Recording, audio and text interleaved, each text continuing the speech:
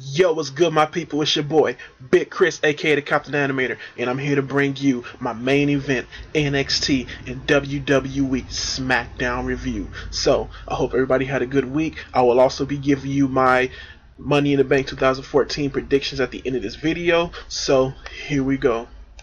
So we start off with WWE Main Event, which happened on June 24th, 2014. And the show kicks off with Dolph Ziggler. He gets in the ring. They call him the former Mr. Money in the Bank. And he goes on to talk about how hard it was for him to, just be in a company and to climb up and get that first Money in the Bank, then to successfully cash it in at Money in the Bank. And not only that, to, go through his problems that he had, and now he's back in it at it again, and he wants his second time, going into Money in the Bank and catching a briefcase. He says that he hopes that lightning strikes another time for him. I thought this was a very good promo by Dolph Ziggler. He goes out there and shows why he's one of the best guys in the industry right now, and I thought he did a very good job here. I'm just at the point where, I want something special to happen for Dolph Ziggler. We're not sure if this Money in the Bank is going to be the special thing that's going to be happening for him, but I think that he's had a lot of people that have fucked him over in this company, and it may not have been all his fault. He has some things that he's done that not been cool, but he's done a lot of things that I thought that's been really good in this industry, and I think that something has to be good coming up for him, because I think that guys like Triple H do like him. They just need him to kind of edge back a little bit of things here and there and just keep pushing forward. So next you get a match that was between Seth Rollins, Jack Swagger, and Wade Barrett versus Dolph Ziggler, Rob Van Dam, and Kofi Kingston, 3-on-3 match. And this was a pretty okay match here. All the guys going at it. I think this was the best match on the show. And, they just went at it and did everything they needed to do in this match. I thought that, the guys that were quick and fast did exactly what they needed to do. Dolph Ziggler was really good in this match.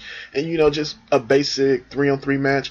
It all goes down with Seth Rollins hitting the curb stomp after everyone is breaking down and fighting everywhere onto Kofi Kingston, and picks up the win for his team. Bad News Barrett gets a ladder and just start demolishing everybody in the ring. You got Seth Rollins who stands outside, and Bad News Barrett stands up and just goes proudly and gets his belt. And I thought him just standing tall at the end, just showing, okay, who's going to be the big three guys in this match. You didn't have Dean Ambrose here at the end of the match or anything like that, so I thought that was a good sign. But what you did have was that you had a lot of small little things that were inklinged all through here, which I thought was pretty good, and with Bad News Barrett standing tall. So I really did I really did like all that right there. So next you get, let's see if this is the wrong picture right here. Okay, yeah, this is the picture I want. You get Fandango and what's her name, Layla, who's in the back. They kind of make up. Fandango hands her a rose. I don't have a picture of that, but good enough. And then you get Fandango. He gets into a match, and he has a match with Bo Dallas. Summer Rae runs in, starts kissing him. That breaks down. Layla attacks. They all attack on outside. I thought, just basically this was the same thing they've done in the previous little confrontations with Layla and Summer Rae. You get Fandango, who tries to break it up. Rest finally break it up. Bo Dallas catches him, gets him into the Bodog, picks up the win real quickly. Like the same thing I think that happened on a Smackdown last week.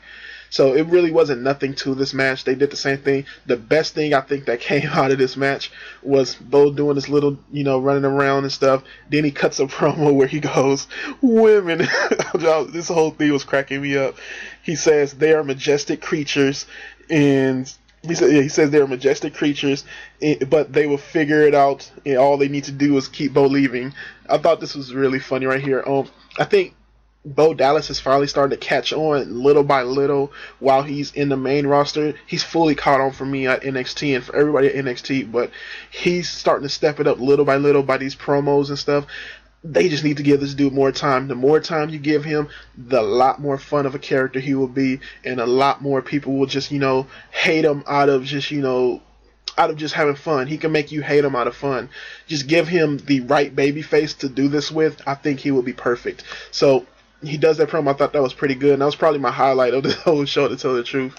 So next you get a match with R-Truth and Xavier Woods versus Ryback. So have an even match. Then Ryback goes down towards the end and picks up the win. They get on mic, calls himself Big Guy and the Axeman, and they call out Goldust and Stardust. I guess they're still calling themselves the Brotherhood. I'm not sure yet, but calls them out and says that they want to have a match at Money in the Bank. It was really nothing to this match. It was very average, and I like the promo at the end, but there was nothing to that either.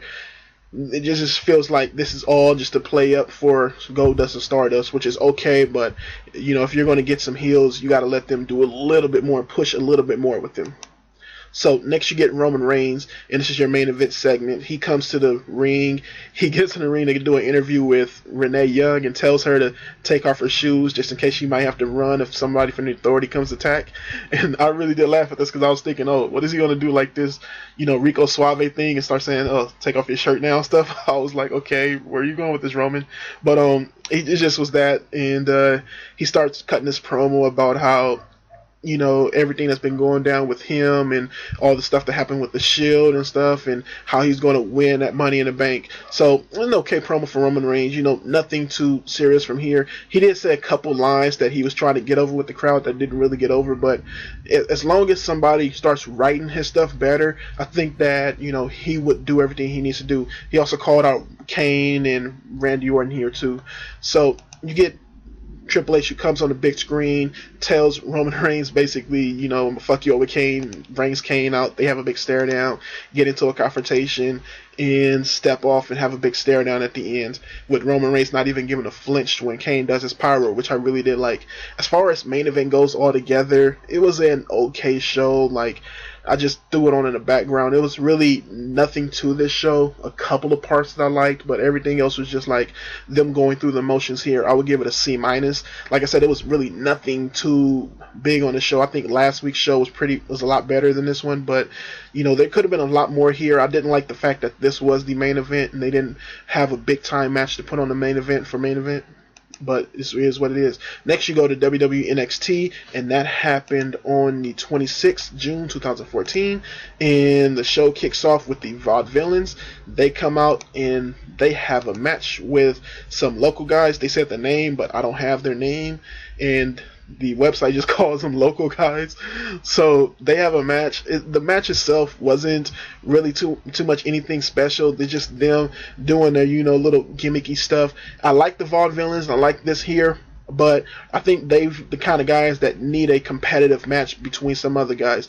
They need some guys to go back and forth with them to actually have a pretty chill match. That way the crowd can get into it and they can go into forward. They hit their finisher, which was, I think, is the what did they hit? He does I think it's a fisherman suplex followed by press off, whatever you call it, off the second rope onto the guys. They don't have it written down what was the finishing move. They just call it a double team maneuver. Oh, it's called That's a Wrap. So their double team maneuver is called That's a Wrap. We got to see it. I forget what the name of each move that they do is, but they do the moves and pick up the win here. I think this is a good tag team as far as the gimmick goes, and the guys that are in it, they're pretty okay in the ring. And I know that Aiden English can do some good stuff on the mic here. So hopefully they can find something big to do with them going down the future. So next you get Xavier Woods, who comes out, and you get CJ Parker, who comes out and flashes his sign, says Earth Day, it says every day is Earth Day, and I forget what the other side said. And he just goes out and does this little flash of sign thing. You actually have a little bit of interaction as far as just stares between him and Xavier Woods, which I like that. Hopefully that can push maybe something between those two guys. That would be an interesting feud. But you get into a match versus this guy Bull Dempsey versus Xavier Woods, and they pushing Bull Dempsey to be this kind of old school style wrestler. They book him from Brooklyn and say he's this kind of old style wrestler, last of a dying breed. He basically have a normal match with Woods. Woods have some offense, but not too much. He does his finisher, which he calls the bulldozer, and cuts a promo at the end saying that he's the last of a dying breed and calling all the other dudes soft and, not cut up to be men and stuff like that. As far as Bull Dempsey's debut, I really wasn't feeling him too much. I feel that, if you're going to bring a guy like this out who's a bigger guy and, has that type of look that he has, kind of close to what a Bray Wyatt has, you need to show a lot more physicality with him and not just, headlocks like they did here. I think that, stuff where he's actually being physical and, or, being powerful and throwing guys down and just, slinging the shot at guys like a Big E or something, or a Rusev or something like that, something like that is what he needs to do here. And he really didn't do that. He just did a bunch of headlocks and it really didn't get over with the crowd to me. So, yeah, he picked up the win and cut his promo, and that was really it for his debut. Next, you get Summer Rae versus Becky Lynch, and it's weird. Becky Lynch is kind of I would say like a Irish goofball, if you would say the least. I don't know. But she comes out and she does this little Irish dance that I really think she's not doing right. It looks kind of goofy the way she's doing it, but she ends up having a match with Summer Rae. The match was okay for what it was. Summer Rae and her just kept going back and forth. They had a little dancing thing where Summer Rae tries to outdance her, and she does her little goofy thing and flips Summer Rae a couple times, does a few leg drops on Summer Rae, and Summer Rae tries to get away and grab her two BFFs, but the other girl brings her in. Becky Lynch brings her in, does a back suplex, and I think it's either a back suplex or a side suplex, and picks up the win with it. Exploder suplex, that's what it's called. So does an exploder suplex and pick up the win with it. I thought as far as this match, it was very average. As far as Becky Lynch, another person, I think her gimmick is way too heavy, especially them playing up to the Irish. She does the dance, she starts going diddly diddly do and stuff. I'm like, tone the gimmick down a little bit. Some people it works, like Bayley, it fully works. Vaudevillains, you can tell it fully works. Her, it's too goofy to, for her to play it up this much, and it doesn't really work for me, but it is what it is. As far as, like I said, this match goes, it was very average to me, and it kept setting up more split up, just more friction between the BFFs. So next you get Colin Cassidy versus Sawyer Fulton. I actually like the look of Sawyer Fulton. He looked pretty cool here. I'm not cool, but just a little bit different here in his hair color and his style. They was pushing him, I think, as I think they were pushing him as kind of a clean cut guy or whatever you want to say. But he has a match with Colin Cassidy, and he starts off, going at Colin Cassidy, but Colin Cassidy does this clean ass big boot onto him, knocks him down, then goes for the elbow drop off. It doesn't do it off the rope, but does the running elbow drop and picks up the win from that. And you get Sylvester Lefort and Marcus Louis come out, and they basically have a big stare down with Big Cass, look like they're going to beat him up, and you get your boy Enzo Amore, who comes out, got a nice little new entrance song. I think it's called Soft is a Sin, yeah. And he comes out, does his bada bing, bada boom, realest guys in the room, and calls them other dudes fugazi and says that they're SAWFT swaft. I really did like Enzo here. He was probably my favorite thing of the whole week as far as the stuff that went on these three shows. I really did like him. He's one of my favorite just characters right now in the WWE, and I just like the fact that he's coming back. And these are the guys that you need to push towards the tag team NXT tag team titles. They're very good at what they do as far as, Colin Cassidy in the ring. He plays that big man role, I think, pretty well. And Enzo is fucking awesome on the mic, especially with his character. He has his character down pat. They do what they need to do and off the screen. So I really did like this segment, and I thought, Colin Cassidy did a nice job in the ring, laid the dude out with a nice finishing setup, and having the French guys come out, and then Enzo Amore come out, new song, looking better than ever. Pretty cool. So next you get a match with Rob Van Dam versus Adrian Neville, and it's just a regular old match, but these two guys go right here, and they have a pretty good match here. they just going out and having a nice little spot fest, doing all the jumps, just kind of copying each other with, the backflips and the kicks and stuff. And they do a really nice job in this ring. You can tell, like I've always been saying for the last couple of weeks, Rob Van Dam isn't as crisp as he needs to be, but right here, Adrian Neville did a really nice job of just, doing what he needed to do and carrying a lot of the match as far as, doing a lot more of the physicality here and letting Rob Van Dam have his, nice little spots every now and then. I thought that was pretty cool. And like I said, Adrian Neville did some really nice things here, coming off the ropes and, landing on Rob Van Dam really nicely and having a lot of high good impact here. Rob Van Dam does this one spot where he throws Adrian Neville onto the ropes where he hangs him right there, then comes off with this big jump kick onto the side of Neville's head. It was really nice, and it ends up with Rob Van Dam going for a frog splash, misses that, gets hit by Neville, then Neville goes for the red arrow and picks up the win here. I thought the end was a little bit anticlimactic in the timing that it set up in. I think that if they would have hit a big special, a big signature move, then go into the finisher, I think that would have been a lot more nice to get the crowd kind of pumped up. But it kind of crowd died down once they went into the finisher, and it really didn't have that great of a feeling to it. So, I thought it was a really nice match here. They did exactly what they need to do. You had Tyler Breeze on commentary the whole time, and he just going back and forth with the Renee and stuff. Renee just still has to get into her, whole function and how she's going to do commentary. She's a little bit still too jokey every now and then. I thought that really worked against this match here. Tyler Breeze was kind of bringing it more back to the match, and I wish Renee would have kind of followed him a little bit more. But it worked okay for the match. You got Tyler Breeze who stands up on the table at the end to show his, to show off his, just saying, okay, I'm ready for you soon. And you get Adrian Neville who holds the championship up. They have a big stare down. So we might end up seeing them go at each other probably more towards the next special event. But as far as NXT goes tonight, I thought this show was pretty okay. Towards the end half of the show with the Colin Cassidy and Enzo Amore, and then the match with Rob Van Dam and Adrian Neville, I thought those two things were really fun to watch. Everything else was probably average, and the 2 debuts were pretty average as well.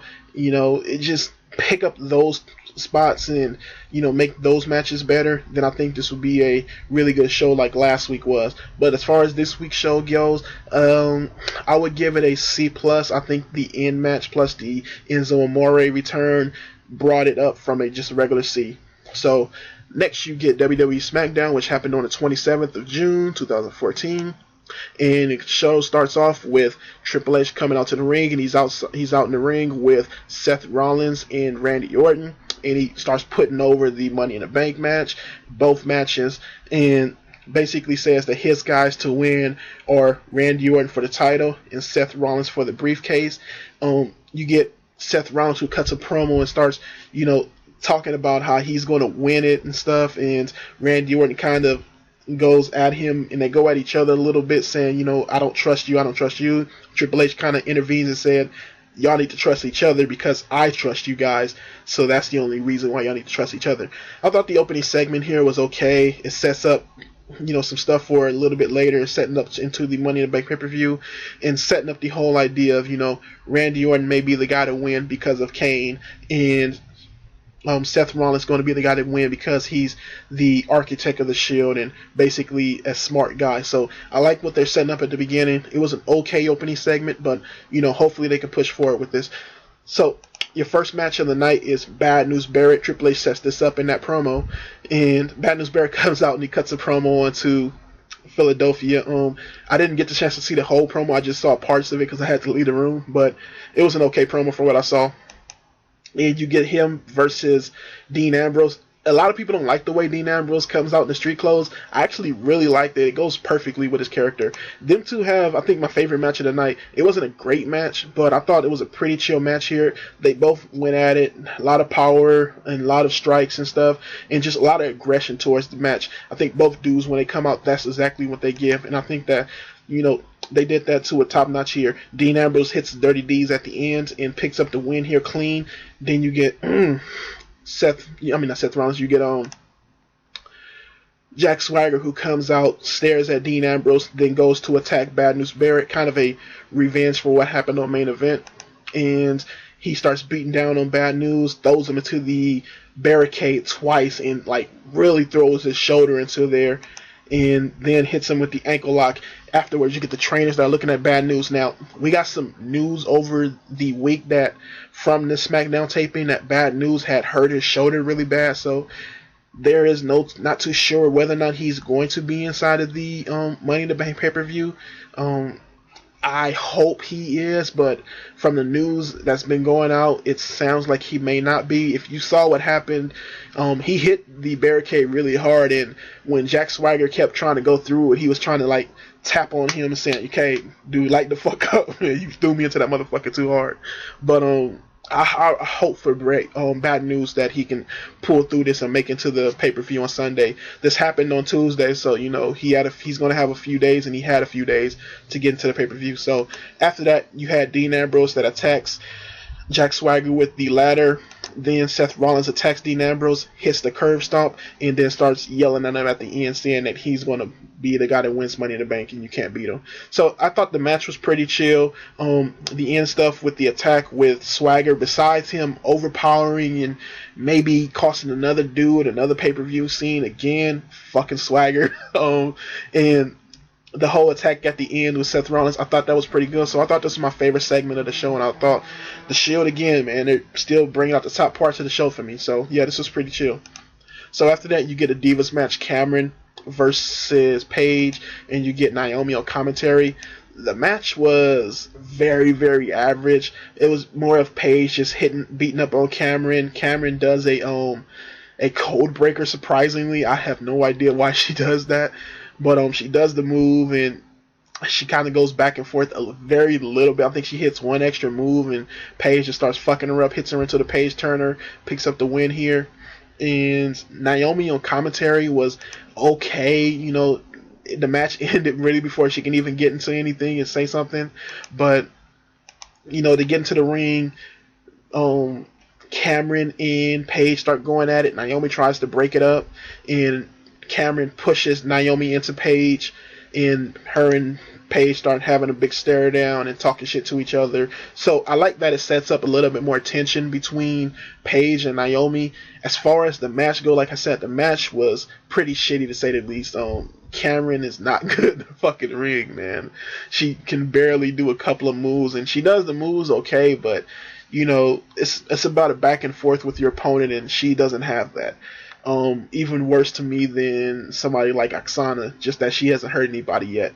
But I think Cameron will be a good person for a valet. You know, she can talk for what she is, but yeah. So as far as this, you know, going into the Divas match, you got a little bit more heat going in between these ladies and some actual rivalry with Cameron actually fucking up this stuff. So I like it for what it is. It's kind of weird to see, you know, okay, they're just pushing this breakup between these two girls just now and really doing this quickly, but it is something that needs to be done.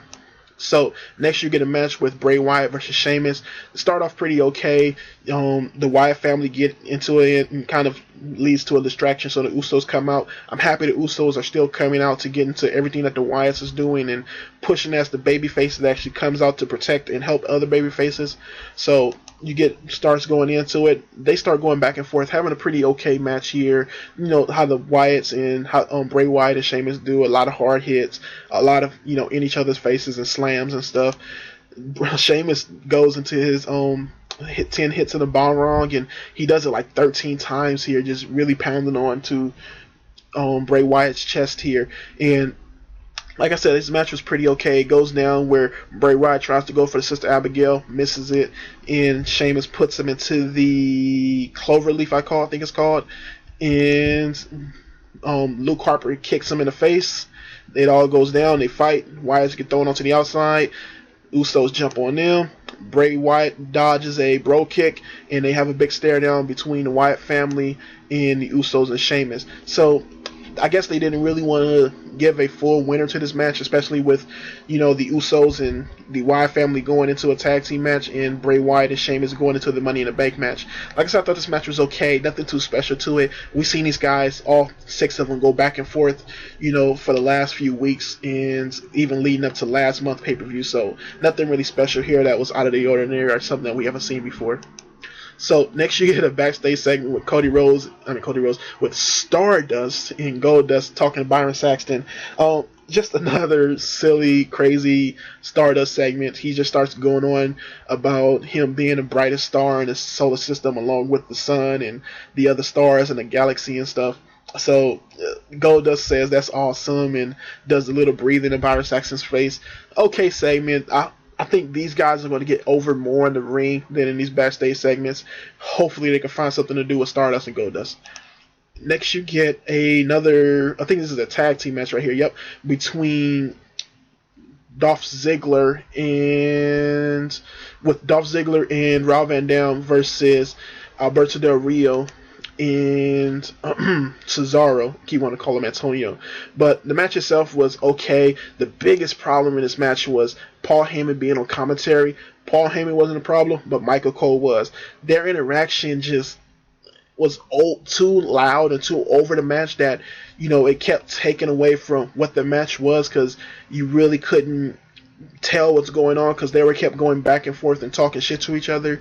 But the match goes down where, Dolph Ziggler's in the match the whole time. He's getting beat up, but he's getting a little bit of offense here and there. You get Rob Van Dam, who comes in, does a kicks to guys and tries to go for his 5-star frog splash, misses it. I mean, I'm not misses it, but what's the boy's name? Del Rio brings up his knees and knees Rob Van Dam into the gut, then pulls the armbar onto Van Dam and makes him tap. Then you get Cesaro and Del Rio, who stands at the end together. So Del Rio kind of doesn't want to hold up Paul Heyman's hand, so Cesaro attacks him for that, and you get Cesaro, who stands up at the end high with Paul Heyman. So I thought this was an okay match here. The biggest problem was the whole conversation, the feud at commentary with Paul Heyman and Michael Cole. Michael Cole just needs to kind of calm it down. It's like every time he gets on commentary with a guest or something, he just starts attacking him and going at him, which I think is a little bit too overbearing when you're trying to watch a match. So next you get Rusev and Lana, who comes out. She starts going in on America there in Pittsburgh. So she's talking about how the steel mills and stuff are broken down and empty and abandoned. She calls Americans fat and stuff and just basically shitting on America. She gives the mic to Rusev. He says they're going to crush, and Rusev is going to crush America and shit. So an okay promo for that. Getting into a match with Sin Cara, destroy Sin Cara kick. And Sin Cara got a few moves off, but like one or two gets put into the accolade. Rusev picks up another win. Dude's still undefeated right now. And then you get Big E, who comes out and starts doing the whole preacher talk again. Like I said, I really do like it, this whole preacher promo from him. I really do hope that he gets in front of a crowd that'll go with him and start, going, amen and stuff. I think that would really work for this promo. He just needs to get inside the right crowd that's going to react to it for everybody else to see it. But he does the promo, and he gets into the ring and tells Rusev that, he's not going to attack somebody from behind because that's not what a man do. That's not what an American does. And tells Rusev they're going to fight, here face to face. Lana makes Rusev get out the ring. Rusev tries to go back in and get knocked out by Big E, and then he has a big old stare down between both guys, and it sets up a match for them at the pay-per-view. So next you get Kane, who comes out, and he's going to have a match with Roman Reigns. A funny thing, another thing that happened you hear news of, but Roman Reigns kind of got attacked by a female in the crowd. She just started jumping all over him and stuff. You can see they go to a Money in the Bank preview and then cut back, and you see the little girl being walked down by the security guards. You don't really get to see the attack itself, but I thought that was pretty funny to hear that. It was a small ass girl, I think probably a teenager or something like that attacked him. But the match itself between Kane and Roman Reigns was pretty okay here. people always say, "Oh, Roman Reigns not really good in the single matches and he can't really wrestle." I think he did a fine job here. If you compare him to any other big guy, he did his moves. He's just as good as Kane in the ring to me. Especially Kane at this age. I think he's better than him and way more physical than him right now. But he does the same thing as Kane here, and they go back and forth and have their little match, hit their moves off on each other. Roman Reigns does his little special moves, the kick on the outside and the Superman punch. It goes down where he's getting ready to do the spear, but Randy Orton comes in, attacks Roman Reigns, so Roman Reigns wins by DQ and ends up getting where Kane chokeslams Roman Reigns and brings a ladder into the ring. And it looks like they play it up as Randy Orton is going to get attacked by Kane with the ladder, but Kane just sets it up in the ring, allows Randy Orton to walk up it. He even touches the ladder at one point to make it look like he's going to tip it over, but Randy Orton gets up to the top, pulls the belts off, and stands inside of the ring with the belts with Kane behind him. And they kept playing up that Kane may attack him here, which I liked. So he stands with the belts and turn around, drops the belt, look at Kane. He's like, okay, no, you're not going to attack him because Roman Reigns is starting to get up. Randy Orton goes back, sets up a punt, but before he can even do that, gets hit with a spear. Kane gets hit with a spear, and Roman Reigns stands tall with the belts. So it looks like they're setting up more for Roman Reigns to probably win. It looks like that. I don't understand where they're going to go with this, but I think it's way too early for Roman Reigns to win. I'll get my predictions in a minute. But as far as that match goes, it was an okay match here. Nothing too special. My favorite match tonight was the Dean Ambrose versus Bad News Barrett match. I thought everything that went along with that match was pretty chill, and the match itself was pretty chill. Plus the setup with the promo at the beginning really did a nice job. This match was okay. I really do wish that they would have let Randy Orton stand tall at the end to kind of give the heel a rising hope going into the pay-per-view, but it's this Roman Reigns' second time standing tall this week, so very interesting. So, as far as my predictions to Money in the Bank, Money in the Bank 2014,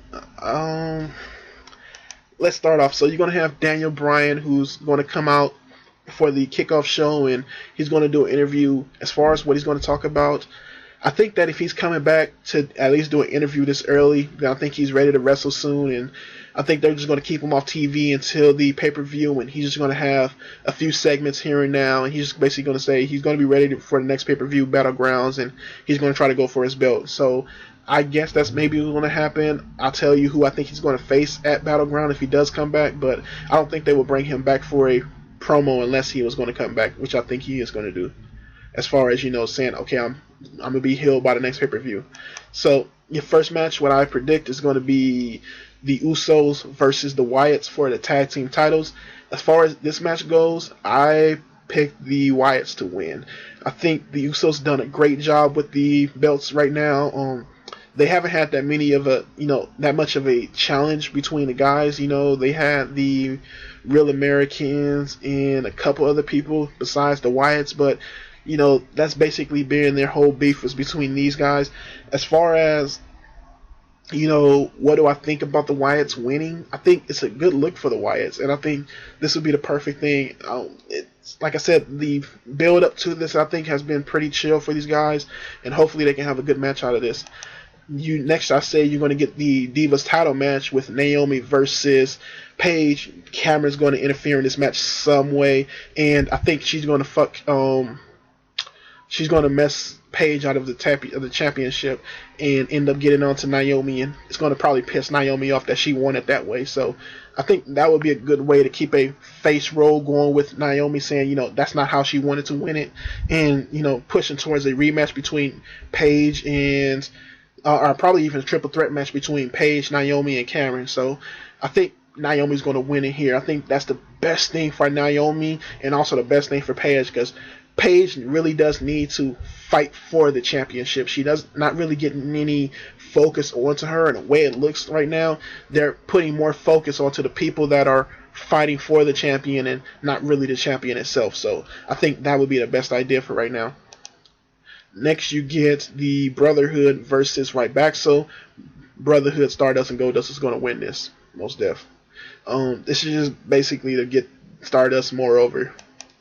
Next, you get the Money in the Bank match for the contract. And while everybody's been saying Seth Rollins or Dean Ambrose, my pick right now is going to be Dolph Ziggler. I don't think I'm hoping that Barrett gets in the match, but I don't think he's going to win it.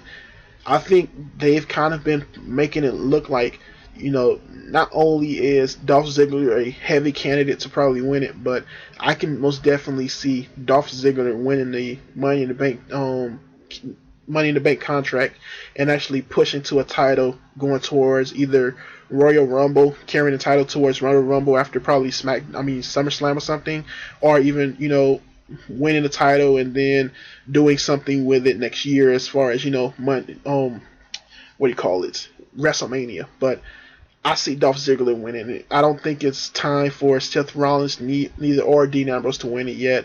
I think Seth Rollins, even though he has all the potential and stuff, I just don't see him winning it right now. A lot of people do, but I don't, to tell you the truth. So my pick is Dolph Ziggler. So next you're going to get a match between Big E versus Rusev with Lana in Rusev Corner. I still see Rusev winning. I want Big E to win. I think Rusev can take a loss from Big E, but I think Big E's kind of been losing a lot, and you know what? I'm going to go for the surprise here, and I'm going to say Big E. I think Big E's going to win this match.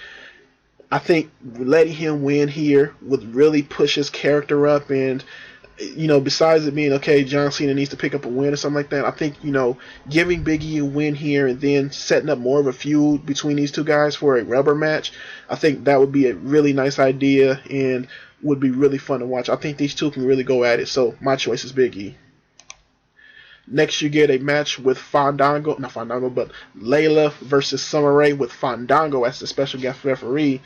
I think Fandango's going to cheat out Summer Rae again and give Layla the win here. Not too much looking into this match. I thought the story has been okay, but not really a big thing going into this match. And finally, you get the WWE Championship match, ladder match. This is a hard one. My choice is Bray Wyatt. It's a lot of talk. There was a picture going around about SummerSlam being versus Cena versus Lesnar, but I really think Bray Wyatt is going to win here. The most you can do is push Bray Wyatt versus Daniel Bryan at SummerSlam, especially at Battlegrounds next month. But I think Bray Wyatt is my guy to win. I think, it's time for him to win. I think, he hasn't been on the main roster that long. He's been on there for about a year now. But when you look at just everything that he's presenting and everything with John Cena, how long he's had the belts, and Sheamus has the U.S. title right now. Del Rio has no heat on him. Cesaro is kind of in a weird spot right now, and I don't even think that unless you're going to give him a long run, it's not time to give him the belts.